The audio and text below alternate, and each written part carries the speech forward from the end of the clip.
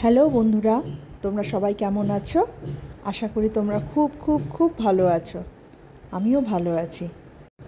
আজ অনেক দিন বাদে একটু ইচ্ছে হলো যে চানা মশলা বানাই।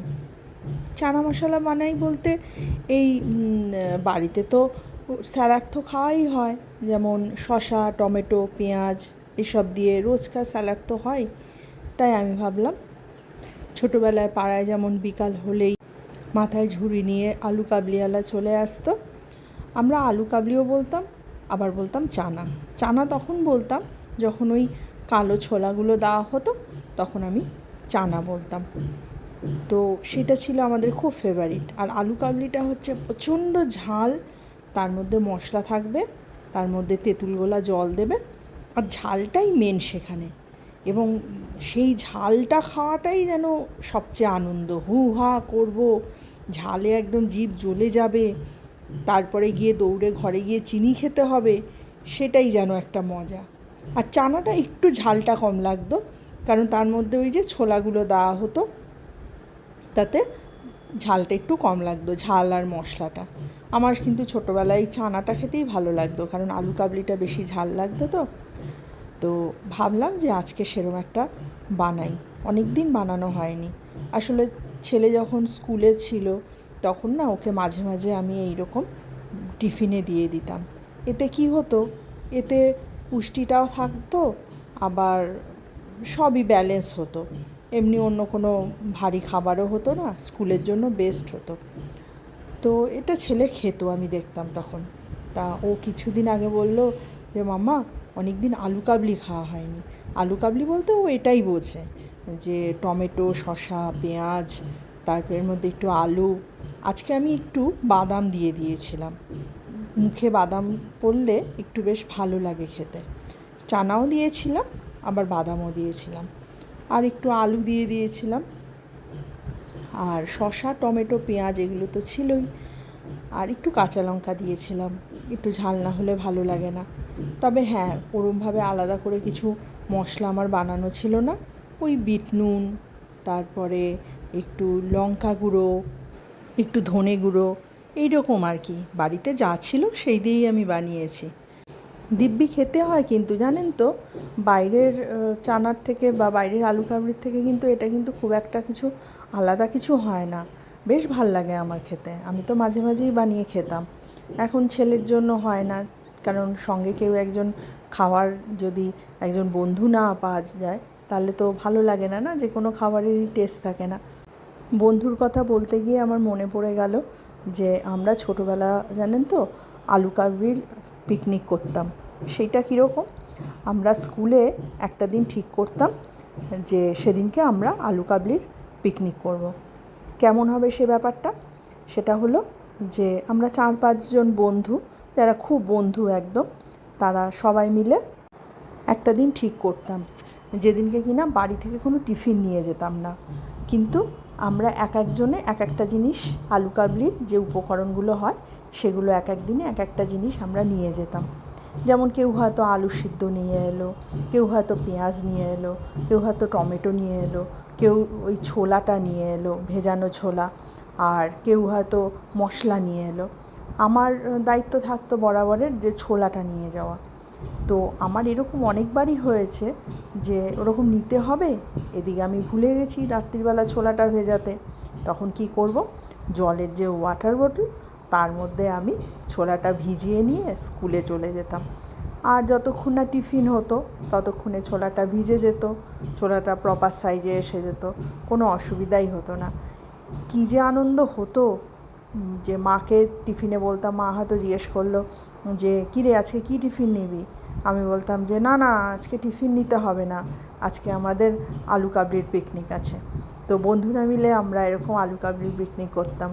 তো এইটা বানাতে গিয়ে আমার সেদিন সেই সমস্ত ছোটোবেলাকার কথা মনে পড়ে গেল। আর এমনিতে তো স্কুলের ছুটির পরে এইসব তো বিক্রি হতোই। তবে হ্যাঁ, আমার মা খুব এ ব্যাপারে স্ট্রিক্ট ছিল। বাইরের খাবারের জন্য কিন্তু কোনো পয়সা দিত না, আমাদের কিন্তু সেই বাড়ির টিফিন নিয়ে যাওয়া হতো। তবে ওই যে মাঝে সাঝে ওই বন্ধুরা মিলে আলু কাবলির পিকনিক হলে সেটা যেহেতু হেলদি জিনিস, সেই জন্য সেটা অ্যালাউ করা হতো। আমি আমার ছেলেকে এইসব গল্পগুলো বলি, আর ছেলে খুব অবাক হয়, সে কি সবাই মিলে এক একজনে এক একটা এরকম নিয়ে যেতে। আমি বললাম হ্যাঁ, আমরা ছোটোবেলাতে আমাদের এরকমভাবেই শেখানো হতো যে সবাই মিলে একসঙ্গে সমস্ত কিছু করতে হয়, এতেই অনেক আনন্দ পাওয়া যায়। তাই ছেলে যখন স্কুল যেত, আমি সব সময় টিফিনে কিন্তু মাসে একবার বা দুবার এই টিফিনটা আমি ওকে দিতাম। হেলদিও হতো, পেটও ভরতো, আর ও খুব পছন্দও করতো। আবার আজকে যেমন ওর কথা মতোই এইটা বানিয়ে ফেললাম। এই ভিডিও করতে গিয়ে আর এই ভয়েস ওভার দিতে গিয়ে কত ছোটোবেলাকার ঘটনা মনে পড়ে গেল। সমস্ত স্মৃতিই আসলে আমাদের মনের অতলে থাকে, আমরা সেটা বুঝতেও পাই না, যে কোনো সময় সেটা হঠাৎ করে এসে আমাদের সামনে উপস্থিত হয় আর আমাদের এক ঝলক আনন্দ দিয়ে যায়। এই তৈরি হয়ে গেছে, আর ছেলেকে আমি দিয়ে দিলাম কাচের বাটিতে। অবশ্য এটা একটু শাল পাতার বা ঠোঙায় দিতে পারলে ব্যাপারটা বুঝি আরও সুন্দর হতো, আরও ভালো লাগতো, আরও ছোটোবেলাকার মতো আনন্দ হতো। তবে যাই হোক, এটাই বা কম কি, পড়ে পাওয়া 14 আনার মতো। তারপর আমরা সেদিনকে চলে গেছিলাম ইন্ডিয়া গেটে। বহু দিন বাদে ইন্ডিয়া গেটে গেলাম, প্রায় অনেক বছর আগে, 3-4 বছর আগে, 3-4ও নয়, 4-5 বছর আগে আমরা ইন্ডিয়া গেট গেছিলাম।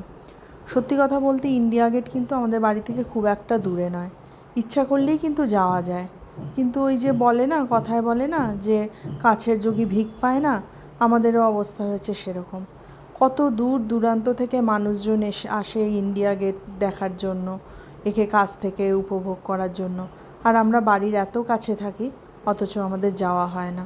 অথচ জায়গাটা কিন্তু খুব সুন্দর, যতবারই যাই আমার মন ভরে যায়। প্রথমবার ইন্ডিয়া গেটে এসেছিলাম দিল্লিতে আসার পর, মনে আছে সঙ্গে বাবা ছিল। সে কী যে আনন্দ হয়েছিল সামনে থেকে প্রথমবার ইন্ডিয়া গেট দেখে, কারণ তার আগে আমি কোনো দিন দিল্লিতে আসিনি।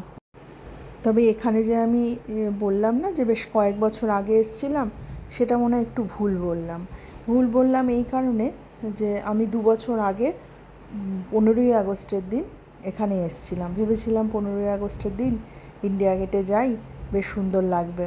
কিন্তু সেখানে এসে দেখেছিলাম যে ইন্ডিয়া গেটের আলো পর্যন্ত বন্ধ রয়েছে, কারণ সিকিউরিটির জন্য ইন্ডিয়া গেটের আলো বন্ধ করে রাখা হয়েছিল এবং কেউ সেখানে নামতে পারছিল না, সবাইকেই সেখান থেকে দূরে সরিয়ে দেওয়া হচ্ছিল। তো এইরকম একটা সিচুয়েশন 2 বছর আগে এসে আমি দেখেছিলাম। তা সেবারে সেই স্মৃতিটা নেই আর কি, সেই অর্থে সেটাকে ইন্ডিয়া গেট আসা বলে না। ইন্ডিয়া গেটের পাশ দিয়ে আমাদের গাড়ি ঘুরিয়ে নিয়ে চলে যেতে হয়েছিল। আর এখানে এই যে নেতাজির যে নতুন স্ট্যাচুটা হয়েছে রিসেন্টলি, তো সেই স্ট্যাচুটা দেখলাম, সত্যিই ভালো লাগলো, দেখে গর্ব হয়।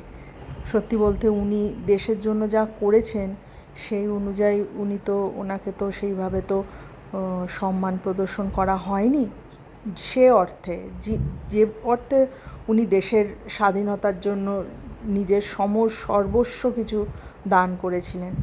তো এই পরিবেশে ওনার এই স্ট্যাচুটা দেখে সত্যি মনে হলো যে হ্যাঁ, কিছুটা হলেও যোগ্য সম্মান উনি এখানে এসে পেয়েছেন। এই যে সারা দেশের লোক, সারা বিশ্ব থেকে লোক এসে যখন ইন্ডিয়া গেট দেখবে, তার সঙ্গে ওনার স্ট্যাচুটাও দেখবে, লোকে জানতে পারবে ওনার সম্বন্ধে। যারা জানে না, আমাদের কোটি কোটি যে ভারতবাসী, অনেকেই হয়তো নেতাজি সুভাষচন্দ্রের নাম জানেনি, কারণ সেটা তাদের দোষ নয়। আমাদের দেশের যে অর্থনৈতিক অবস্থা, যে গরিবি, যে অশিক্ষা রয়েছে, সেগুলোতে তাদের পর্যন্ত হয়তো সুভাষচন্দ্রের নাম পৌঁছায়নি। তারা যখন এখানে আসবে, সুভাষচন্দ্রের স্ট্যাচু দেখবে, তারা জানতে পারবে যে সুভাষচন্দ্র কে ছিলেন। এটা ভীষণই দরকার ছিল আমার যা মনে হয়, কারণ ইন্ডিয়া গেটটাই তো আমাদের যে সেনারা যারা শহীদ হয়েছিলেন তাদের উদ্দেশ্যে করা। তো নেতাজি সুভাষচন্দ্রও এখানে সেরকমই একজন মানুষ, যে একজন শহীদ, যিনি কিনা দেশের জন্য প্রাণ দিয়েছিলেন। তো ঠিক আমার মনে হয় ঠিক যোগ্য জায়গায় যোগ্য লোকের এখানে স্ট্যাচু হয়েছে।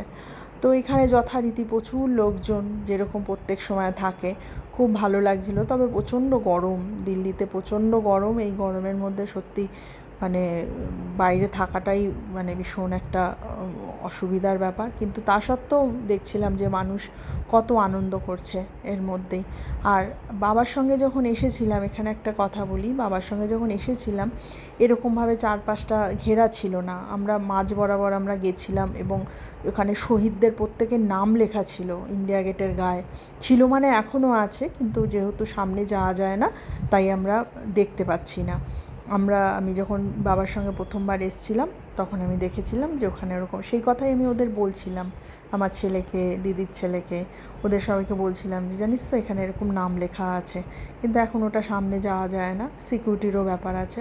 আর হ্যাঁ, সিকিউরিটি প্রচণ্ড কড়াকড়ি। আপনারা যারা আসবেন এখানে এখন রিসেন্টলি, তারা একটু জেনে শুনে নিয়ে, একটু গাড়ি কোথায় রাখতে হবে, কোথায় অটো ছাড়লে সুবিধা হবে, সেই সমস্তগুলো জেনে আসবেন। ব্যাগ নিলে কী ধরনের অসুবিধা হতে পারে বা কী কী নিয়ে আসবেন না এখানে, সেগুলো একটু জেনে নেবেন, তাহলে আপনাদের ঘোরাঘুরি করতে সুবিধা হবে। কারণ এখানে সিকিউরিটির একটা সত্যিই ভীষণ একটা ব্যাপার আছে, সেগুলো মেনটেন করে চললে আমাদের দেশেরই ভালো, আমাদের সুরক্ষার জন্য এই সমস্ত করা হয়, তো সেগুলো মেনে চললে আমার মনে হয় আমাদেরই উপকার হবে।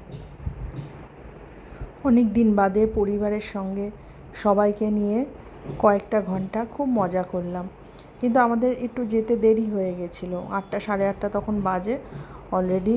তা ওখানে ভিড় তো প্রচণ্ড ছিল, কিন্তু ওখানে মিলিটারিদের থেকে অলরেডি লোকজন সরানো শুরু হয়ে গেছিলো যে এবার যাও, রাত হয়ে গেছে, সবাই যে যার মতো বাড়ি যাও। তো আমি দেখলাম যে অলরেডি মিলিটারির থেকে লোক এসে তো জায়গাটা ফাঁকা করছিল। সিকিউরিটির অবশ্যই ব্যাপার আছে এই জন্য, কিন্তু লোক সেসব শুনছিল না, যে যার মতো ঘোরাঘুরি করছিল, আনন্দ করছিল, এবং চারপাশটা এত সুন্দর আলোয় সাজানো যে সত্যি সেখানে জায়গাটা ছেড়ে যেতে না মন চায় না, এত সুন্দর করে চারিদিকটা সাজানো। তো আমরাও আস্তে আস্তে ঠিক করলাম যে এবার রাত হয়েছে, বাড়ি ফেরা দরকার, আর কতক্ষণ। আপনারা যারা দিল্লি এসে ইন্ডিয়া গেট ভিজিট করেছেন, তাদের কেমন অভিজ্ঞতা প্লিজ আমার সঙ্গে শেয়ার করবেন কিন্তু। আর আমার এই ভিডিওটা আপনাদের কেমন লাগলো অবশ্যই কিন্তু জানাবেন। টাটা।